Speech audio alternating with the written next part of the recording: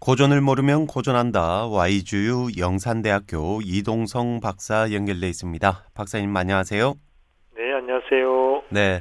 자, 먼저 지난 시간 내용부터 정리를 좀 해볼까요?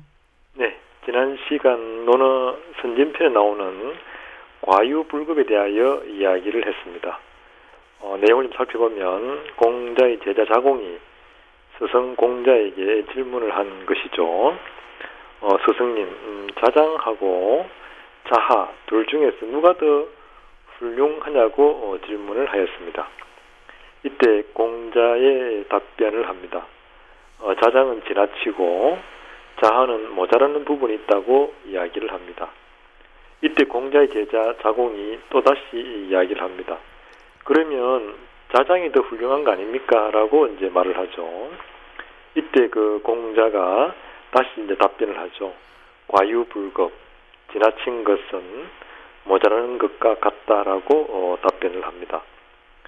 공자의 제자 자공의 생각은 포부가 크고 모험심이 강한 자장이 원칙만을 고수하는 자아보다 더 훌륭하다고 생각을 하고 질문을 한 것 같습니다.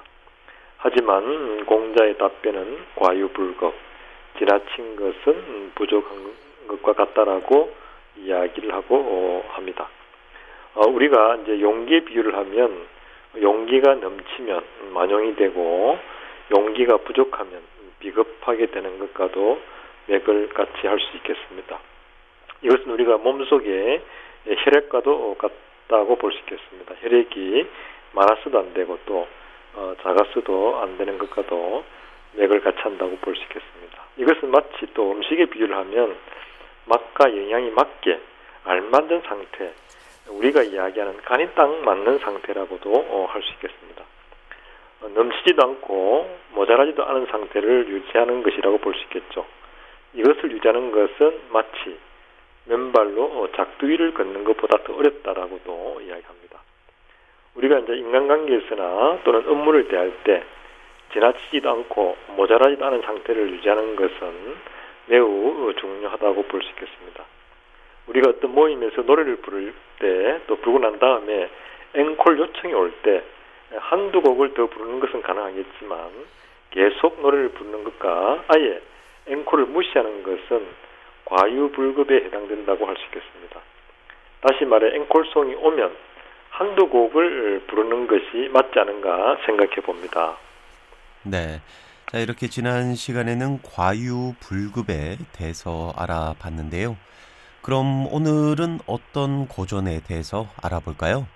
네, 오늘은 이제 논어 옥야편에 나오는 문질 빈빈에 대한 이야기를 좀 하고자 합니다. 네. 이 문질 빈빈. 혹시 내용과 형식에 관한 이야기입니까? 그렇습니다. 먼저 한자를 살펴보면 문은 이제 겉모습, 표현을 이야기한다고 할 수 있겠고, 질은 본질, 즉 바탕, 콘텐츠를 이야기한다고 할 수 있겠습니다. 빈은 빛나다라는 이야기입니다. 질이라는 것은 본질을 말하는 것이라고 볼 수 있고, 이것은 이제 원문을 보면 자왈, 질성, 문적, 야요, 문성, 질적, 산이, 문질이 빈빈 연후에 군자니라라고 이야기가 나오고 있습니다. 내용을 좀 살펴보면 본질, 바탕이 외관보다 나으면 촌스럽고 외관이 바탕보다 나으면 호화스럽다. 다시 말해 외관과 바탕이 어울린 뒤에야 매력적인 리드가 될 수 있다라는 표현이라고 볼 수 있겠습니다. 네. 그러니까 형식과 내용이 이 조화를 이뤄야 한다. 이 말이군요. 바로 그렇습니다. 우리가 이제 그 원문에서 이야기한 자왈, 질성, 문적, 야요, 문성, 질적, 산이, 문질이 빈빈 연후에 군자니라라는 이제 이야기죠. 조금 더 이제 구체적으로 보면 질, 즉 봄바탕이 문보다 우세하면 야인처럼 거칠다라는 것이고, 여기서 야라는 글자가 이제 이야기하는 것은 야인을 이야기한다고 할 수 있겠습니다. 그리고 이제 거칠고 저속한 것이라고 볼 수 있겠죠. 문이 이제 질보다 우세하면 갈리들처럼 매끈하지만 진실성이 부족하다는 이야기입니다. 그래서 문성길적 사라는 문장에서 사는 문서 처리를 하는 관리를 나타냅니다. 업무는 능숙하게 처리하지만 진실성이 부족하다는 의미를 담고 있다고 볼 수 있겠습니다. 따라서 문과 질이 고르게 조화된 다음에야 군자적 매력적인 사람이 될 수 있다는 이야기입니다. 네. 그러니까 표현이 앞서면 진실성이 부족하고 또 내용이 앞서면 거칠고 조속해진다는 그 말 속에는 아주 깊은 뜻이 있는 것 같군요. 그렇습니다. 근데 우리가 제품의 이제 비유를 하면 그 내용도 중요하고 포장도 즉 디자인도 중요하다는 이야기라고 볼 수 있겠습니다. 내용과 제품 둘 다 중요하다고 볼 수 있겠죠. 공자도 이야기를 합니다. 만약에 이제 호랑이 가죽을 벗겨놓고 호랑이와 여우를 구분하라고 하면 나도 구분하기가 어렵다라는 것이죠. 따라서 약간의 표현은 필요하다는 거 볼 수 있겠습니다. 우리는 이제 흔히 사랑을 할 때 사랑하는 사람이 생겼을 경우에 마음만 가지고 있고 표현을 하지 않으면 상대방이 알아차릴 수 있는 확률이 매우 낮다는 것이죠. 그래서 아마 첫사랑이 이루어지기 어려운 것이 아닌가로 생각을 해봅니다. 하지만 반대로 사랑하는 마음은 적으면서 입으로 표현만 앞서는 것 또한 오래 갈 수 없는 것이 아닌가라고 볼 수 있겠습니다. 다시 말해 사랑하는 마음 즉 본질이고 또 사랑을 표현하는 말과 동작은 문이라고 할 때 이 문에는 이제 언어, 문자, 그림, 의복, 생활 에티켓, 의전 행사 등을 이야기한다고 볼 수 있겠습니다. 그래서 본질을 표현하는 형식이 바로 이게 문에 포함되어 있다 이렇게 볼 수 있겠습니다. 네, 이 사랑의 비유를 해주시니까 이해가 조금 쉽게 되는 것 같은데요. 이 문질 빙비는 모든 일에 적용이 되겠군요. 그렇습니다. 이제 우리가 일을 할 때도 마찬가지라고 할 수 있겠습니다. 본인이 맡은 일에 완성도를 이루고 그 다음에 이야기를 하는 것이 무엇보다 이제 중요하다고 볼 수 있겠습니다. 아마 이게 이제 인문 고전은 시대를 넘어 우리 삶에 지혜를 주는 것이 아닌가 생각해 봅니다. 네. 자, 이렇게 표현과 내용의 중요성을 말씀해 주셨는데요. 이걸 비율로 따지면 한 몇 대 몇 정도가 될까요? 그렇습니다. 이제 그 표현과 내용, 즉 형식과 내용이라고 볼 수 있는데요. 약간 어려운 질문이기도 합니다. 참고로 영산대 분함철 교수의 논어 정독에서 내용이 70%, 형식이 30% 정도면 알맞은 비율이다라고 해석을 하고 있는데요. 제가 볼 때 매우 적절한 비율이 아닌가라고 생각해 봅니다. 네. 70대 30이라고 말씀을 하셨습니다. 이 문질 빈빈 무늬와 본질이 조화를 이뤄야 오래 빛날 수 있는데 이 무는 사랑을 표현하는 동작이고 질은 사랑하는 마음이다. 이 사랑하는 마음을 갖고 약간의 표현도 할 수 있어야 오래 갈 수 있다라는 이야기입니다. 이 특히나 연인 또는 이 부부 생활에 굉장히 유익한 것 같네요. 그렇습니다. 우리가 이제 그 흔히 경상도 남자들이 표현을 잘 못한다고 이야기를 하곤 하지 않습니까? 네. 이 경상도 남자들 중에서 아내에게 사랑을 하지만 표현을 안 한다면 문질 빈비를 생각하며 약간의 표현을 하는 것이 무엇보다 중요하다 이렇게도 볼 수 있겠습니다. 네. 이 무뚝뚝한 것보다는 조금 표현이 있다면 더욱더 좋을 것 같은데요. 이렇게 고전을 실생활에 적용해서 실천하는 것이 이 무엇보다 중요할 것 같습니다. 그리고 이 부모가 또 아이들에게 이런 사랑을 표현하는 것도 참 중요하겠군요. 바로 그렇습니다. 근데 우리가 그 아이들이나 우리 아들이나 딸을 부를 때 그냥 아들 또는 딸이라고 부르는 것은 본질에 충실한 것이라고 볼 수 있다면 앞에 형용사나 부사를 붙이는 것이 표현이 아닌가 생각을 해봅니다.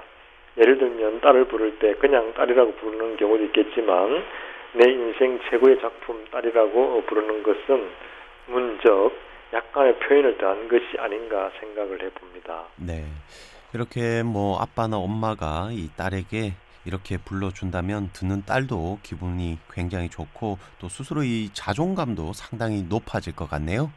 바로 그렇습니다. 그 인문 고전이라는 것은 본질이 명사와 동사라고 이제 이야기한다면 문적 표현은 부사와 형용사를 붙이는 과정이 아닌가 우리가 생각해 볼 수 있겠습니다. 네, 이 본질이 동사, 명사라면 표현은 형용사와 또 부사라고 표현을 해주시니까 조금 더 명쾌해지는 것 같습니다.